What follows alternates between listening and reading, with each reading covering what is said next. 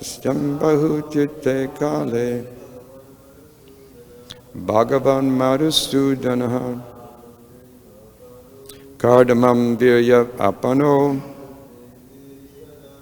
Yagne nir iva aruni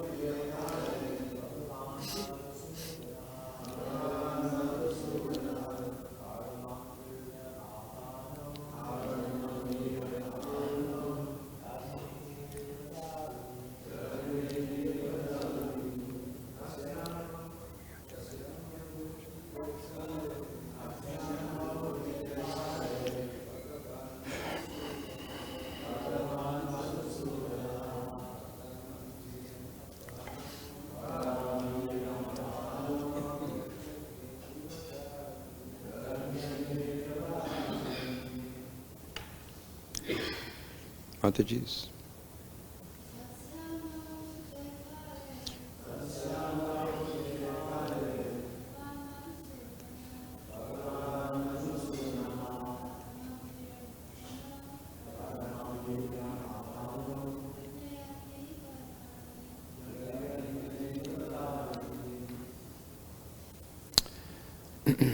Tasyam in Devahuti Bahutite Kale,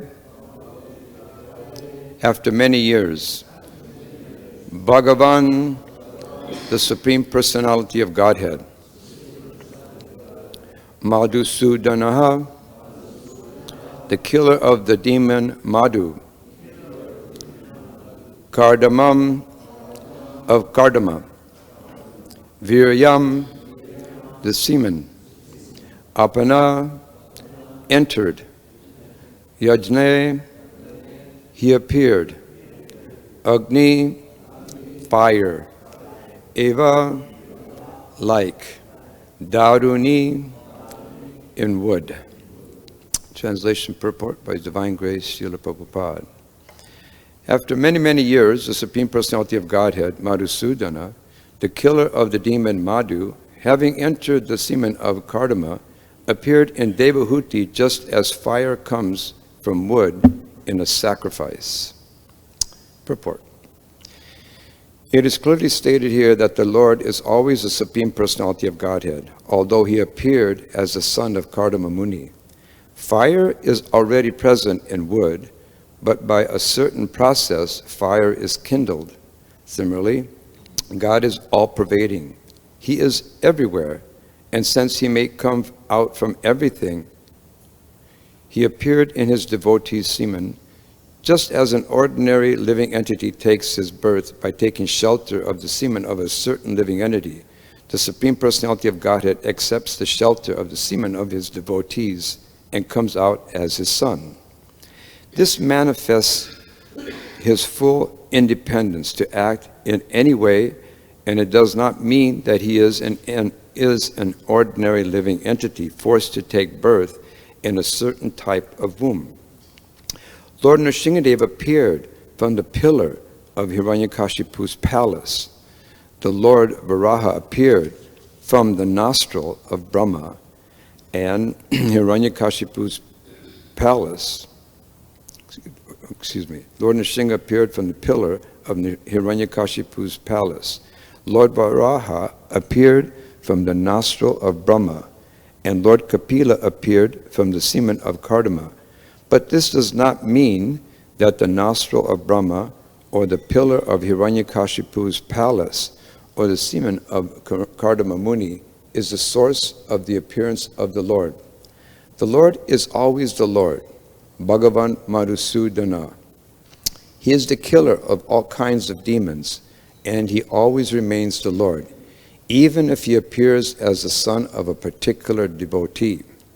The word kardamam is significant, for it indicates that the Lord had some devotional affection or relationship in devotional service with Kardama, and Devahuti. But we should not mistakenly understand that he was born, just like an ordinary living entity, from the semen of Kardama Muni in the womb of Devahuti. Om Ajnanati Mirandasya Gnanjana Shalakaya Chakshurmuritam Jena Tasmai Sri Gurave Namaha. Sri Krishna Chaitanya Prabhu Nityananda Sri Advaita Gadadhar Sivasari Gaura Bhakta Vrindu. Vanchakalpa Trubhyasya Kripa Sindhuvevita Paditana Pavanebhyo Vaishnavebhyo Namo Namaha. Hare Krishna, Krishna Krishna, Hare Hare, Hare Rama, Rama Rama, Hare Hare. Hari Bol. So, reading Srimad Bhagavatam is very amazing. So many things happen in the Srimad Bhagavatam that are a lesson and also instruction of how we as devotees should take the time and energy to understand the personality of Godhead. And of course, this is not very easy. It's a very difficult situation. But his pastimes are enunciated in the Bhagavatam, but they're described and given us a purpose from the purport of the pure devotee of the Lord. In Krishna consciousness, my particular feeling is that Srila Prabhupada's purports are everything. If you just think that if this was just a translation, the Sanskrit and translation, very difficult for us to ascertain or know what is the real essence of what's being said in the Bhagavatam. So it's important for us to read, study, memorize the different things that Srila Prabhupada writes in his purports, because it creates clarity within our own mind and our heart. When I was thinking about this verse, what came up to me was that really it's all by Krishna's mercy. Everything that happens is, especially when I'm thinking of a particular verse in the Bhagavad Gita, Tesam satatam yuktanam bhajatam priti purvakam dadami buddhi yogam tam yenamam yupayanti te. Very famous verse. It's described that those who constantly devote by serving Krishna with love, I give the understanding by which you can come to me, Krishna says. So this is the real understanding of how to absorb or inculcate what Krishna is saying and what Srila Prabhupada is saying in his purports. In this particular verse it says, Buddhi Yogam.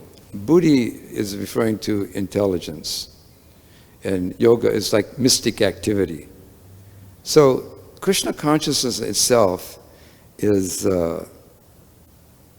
Buddhi Yogam. It's the ultimate goal is Krishna. That's who we're trying to achieve, to understand, is Krishna. And so this Buddhi Yogam is actually devotional service. Devotional service is actually, creates intelligence and it's mystical. You can see how someone comes to Krishna consciousness and they're one particular kind of person, but then after some time they're another kind of person. I do know in my own life that when I came in contact with Krishna consciousness and I started chanting a little bit and reading the books, my friends begged me to get away and go to the temple, get away from us. You're no more fun. It actually changes your life, your whole consciousness. Everything is transformed.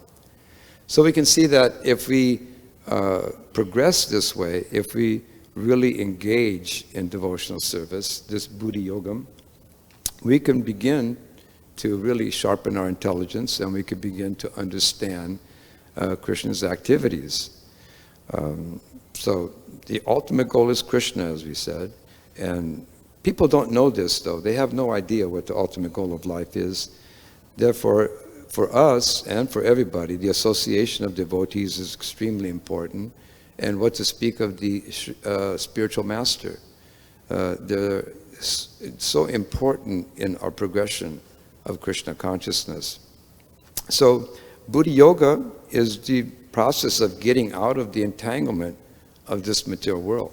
We're completely entangled on the bodily platform of life.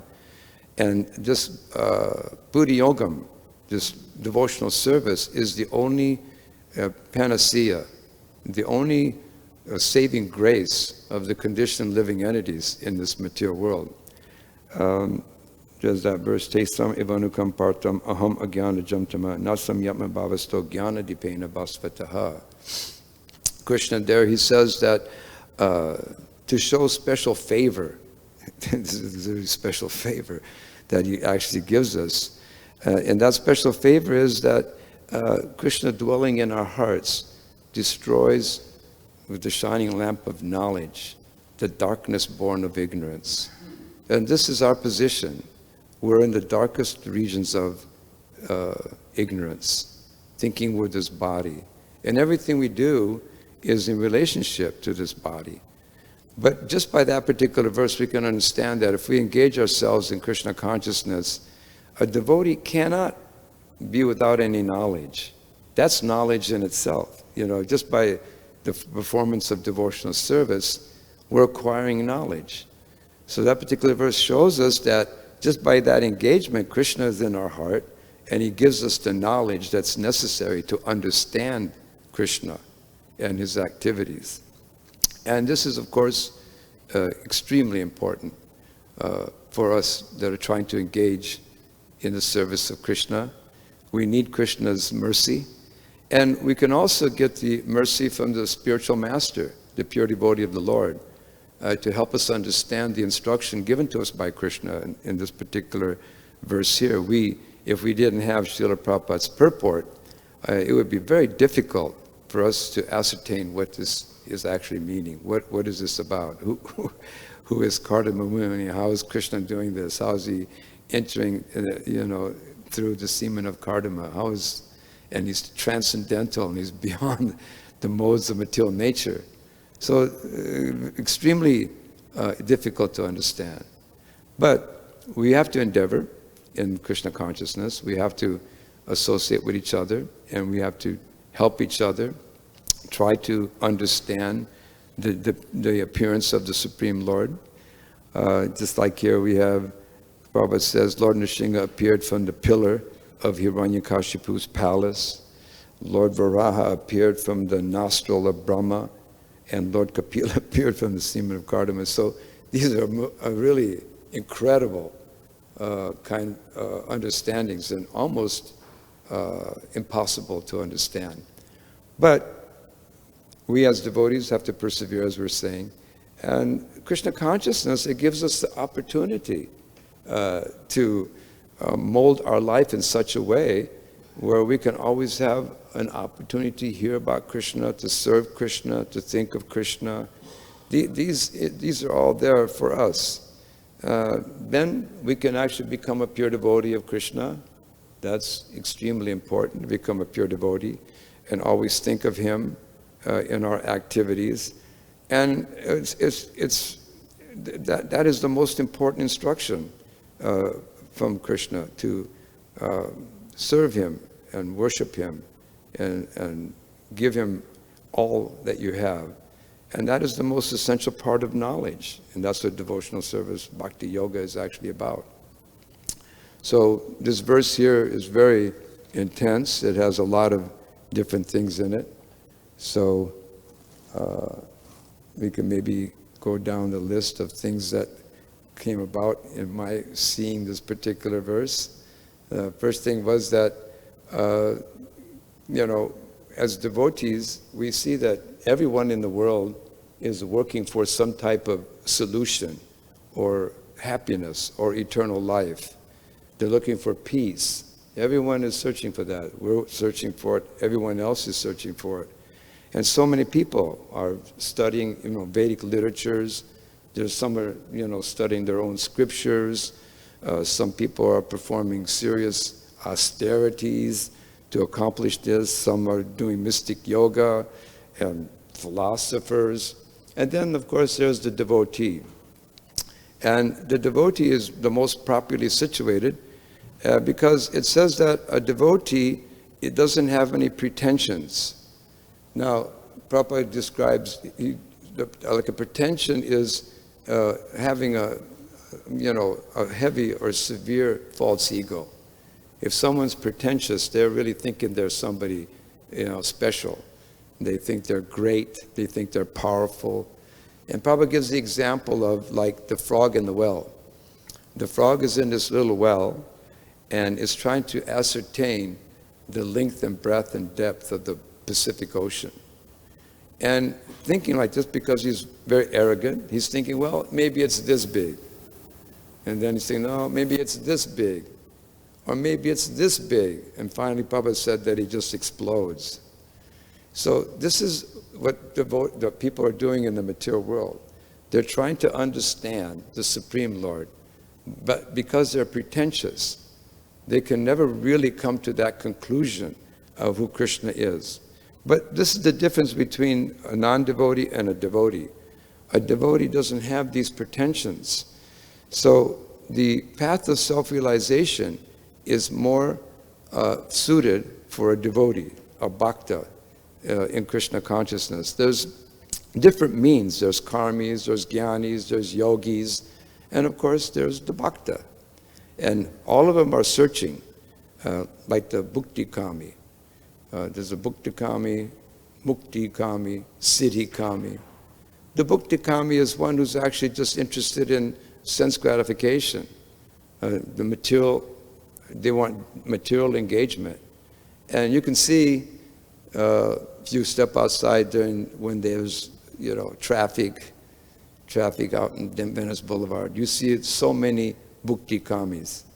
And they're all identified according to their desires. They drive a certain kind of car, they dress a certain way, they speak a certain way. So these things are there. This is bhukti kami. And they're very interested in just being happy, so-called happy by material arrangements. But these material arrangements, they're never satisfying. They're constantly looking for more and more and more. So that is not the essence. That's not the solution of life. It's simply a frustration. And then, of course, you have the mukti kami. The mukti kami is a person who's thinking about, I'm tired of all this. I'm sick and tired of this. I have to get out of this material world. I can't take it anymore. So they want to liberate themselves from the material existence. They want to get out from this whole rat race. And then, of course, you have the siddhi kami. The siddhi kami is one who's looking to control. They want control, they want to create, they want to destroy. They want to do so many things in order to become happy. But ultimately, there's no satisfaction there either. Just like Kardama Muni, he was somewhat of a siddhi kami. He was meditating, he acquired so much power. Even though for thousands of years he meditated, still at one particular point he said, well, I want to get married. And, I want to have a family. So you can see that even if one becomes a siddhi kami, it's not the ultimate goal. One doesn't achieve the satisfaction or the happiness that we actually want. Only a nishkami. A nishkami is a devotee of the Lord. And a nishkami is a devotee who's only thinking about how to satisfy Krishna. That's his only thought. That's their only thought. And not only do they want to just satisfy Krishna, but they become fully dependent on Krishna. And they're always ready to do whatever Krishna wants, whatever Krishna desires. They'll immediately discharge that duty without any hesitation to please the Lord. And so this is the ultimate happiness. And a devotee, because they're not pretentious, they can actually acquire this particular position. Prabhupada gives the example of like Arjuna in the Bhagavad Gita. Arjuna, he wanted satisfaction. He didn't want to fight. He didn't want to kill his relatives. He didn't want to kill anyone. He just simply wanted to stop. He threw his bow down, got off his chariot, and said, I can't do it. And Prabhupada said this was a pretentious nature. He wanted something. He wanted some kind of satisfaction. And he thought satisfaction was not to hear the instruction of Krishna. But Prabhupada says because he wasn't pretentious, because he wasn't with this false ego, he could actually hear Krishna. So Krishna began speaking to him the Bhagavad Gita. He told him about karma yoga, jnana yoga, hatha yoga, and he also told him about bhakti yoga. And then after hearing this, he was able to drop his pretentious nature and surrender to Krishna, and he fought. So this is similar to us. We have this pretentious nature. We want some satisfaction. We want something. But the purpose of saying all these different positions was that in each one of them, they want something. They need something. They want something. And because of that pretentious nature, they can never really understand Krishna. Because Krishna doesn't want that. He wants us to serve him lovingly, unadulterated love for him. And so we see that in Krishna consciousness, we're learning that. We're learning how to get rid of this pretentious nature. And we see how the effects of that exist. For instance, these days, you can't wait till you greet the deities, because you're just waiting to see how beautifully they're dressed every day. I'm thinking when I come here and I see the doors closed, I'm thinking to myself, wow, how's Rukmini and Dwarkadish going to look today? And then, what a surprise. You see the beautiful form of Rukmini, Dwarkadish, Shishi Gaurnitai, Jagannath, Baladev, Subhadra. And immediately you see the selflessness of the devotees that's doing that service. They just want to please Krishna. They want to make Krishna happy. And they're exhibiting that nature of love. And that is the purpose of devotional service, to create that loving nature, that loving attitude, to get rid of the pretentiousness that each and every one of us have. We all have this selfish nature. We always want something from somebody or anybody. So this is a very important point in terms of understanding Krishna and who Krishna is and what Krishna wants. And when a devotee comes to that platform, they're very peaceful. They don't have any demands, and they're ready to serve Krishna at any moment, whatever it takes. They'll fully surrender, just like Arjuna surrendered on the battlefield of Kurukshetra. So the Krishna conscious movement, it gives us that opportunity to surrender to Krishna. And everything we do here on a daily basis is for that purpose. Krishna says, Man mana bhava ma bhakto majajimam namaskuru. A very famous verse where Krishna is actually saying, always think of me, become my devotee. Always. This is what he wants, become my devotee. Then he says, worship me. And this is the Krishna conscious movement. Offer your homage unto me. This is what Krishna wants. And if we actually do that, we can develop satisfaction. And that satisfaction leads to understanding the purpose of Krishna and what he wants and what he's doing. It gives us that opportunity to understand that. And also, it's described in the Bhagavatam, Savai Pumsham Paro Dhammo Yato Bhaktiya Rahokshaja Ahaituki Aparatiyata Yatma Suprasidati. That, the supreme occupation for all humanity is that by which all men can attain loving devotional service to Krishna, which has to be unmotivated and uninterrupted in order to satisfy the self. And that's the essence of what we do in Krishna consciousness. And if it comes to that particular point, we'll see that Krishna in the heart will give us the intelligence how to execute that service. Krishna's there with us each day, riding with us, giving, Sarvasya hamridi sanivistoma smitir jnanam apahonam cha. Yes, Krishna's there. He gives us intelligence. He gives us forgetfulness, remembrance. It's however we want, and Krishna will give it to us. So the Vedas, they describe different paths. There's the Nivritti Marg and there's a Privritti. Privritti is temporary. It's based on satisfying the senses. And we never can be happy in that position. Never. It's Nivritti Marg is the essence of life. Performing austerity and sacrifices for Krishna. And if we do that, we can actually become very, very happy. This process of Krishna consciousness gives us the opportunity for sense enjoyment a little bit, but basically it's for renunciation. And this nivritti marg brings us to the position of understanding Krishna. And that's what this whole Bhagavatam is about. These pastimes is for us to understand how Krishna works and what Krishna wants and what devotees get, those that surrender to Krishna. And so devotional perfection is not easy. It's never easy. I think there's two reasons why it's not easy. First of all, Krishna is not, he doesn't give it very easy. Devotional service isn't given very easily.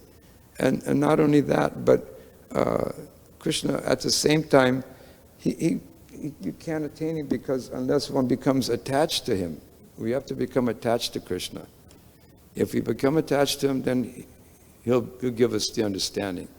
And he'll make Krishna consciousness available for us. So these are very important points that I thought came out of this particular verse, although it was quite a difficult verse to deal with, in fact. But anyway, these are some of the things that came to my mind on this particular verse. All right. Does anyone have any questions or comments? Since we have a couple of minutes. Okay. Jai. All right. Thank you very much. Srila Prabhupada ki jai.